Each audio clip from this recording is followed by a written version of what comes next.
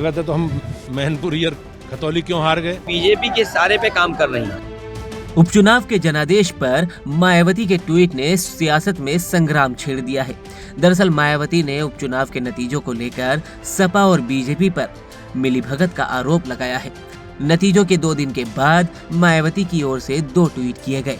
मायावती ने अपने पहले ट्वीट में लिखा, यूपी के मैनपुरी लोकसभा उपचुनाव में सपा की हुई जीत, किंतु रामपुर विधानसभा उपचुनाव में आजम खान की खास सीट पर योजनाबद्ध कम वोटिंग करवाकर सपा की पहली बार हुई हार पर ये चर्चा काफी गर्म है कि कहीं ये सब सपा और बीजेपी की अंदरूनी मिलीभगत का ही परिणाम तो नहीं।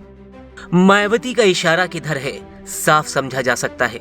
आजम खान को केंद्र बनाकर मायावती ने सैफई परिवार को निशाना बनाया है। आजम खान और रामपुर उपचुनाव के नतीजों के बहाने एक धर्म विशेष को संदेश देने की यहाँ कोशिश की गई है। ये संदेश क्या है, मायावती के दूसरे ट्वीट से आसानी से समझा जा सकता है।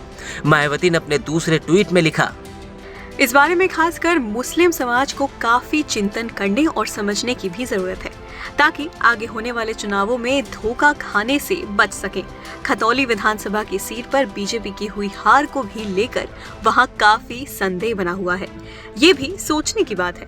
अपने बयान के जरिए अखिलेश यादव ने साफ संदेश दिया है। दरअसल सपा बीजेपी के बहाने मायावती ने मुस्लिम समाज को साधने की कोशिश की है, जिसके उत्तर प्रदेश की आबादी में करीब 20% की हिस्सेदारी है। लेकिन मायावती ने सपा और बीजेपी में मिलीभगत का जो राग छेड़ा है, उस पर बीजेपी और सपा दोनों हमलावर है। समाजवादी पार्टी की अगर हमारी मिलीभगत है तो हम मैनपुरी और खतौली क्यों हार गए?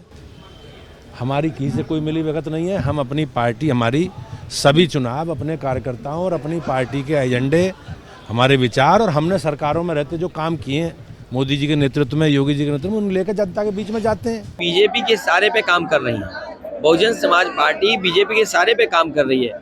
आप पिछला चुनाव देख लो, समाजवादी पार्टी कैसे हारे, उस तरीके से टिकट दिए गए।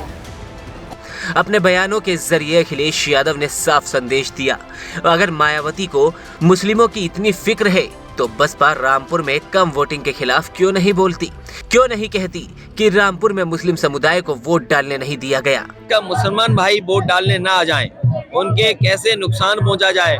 उनके घर को घेर लिया गया, महिलाएं थी, उन्हें गलत भाषा का इस्तेमाल किया गया। कई पार्टी के नेता निकले तो उनके हाथ पैर तोड़ दिए गए, कईयों को चोटें आई हैं। पुलिस लगा करके मुसलमान भाइयों को घर से नहीं निकलने दिया। ये कहना चाहिए इन्हें। मतलब एकदम साफ है, आने वाले वक्त में मुस्लिम मतदाताओं को केंद्र बनाकर राजनीति की रफ्तार और बढ़ने वाली है।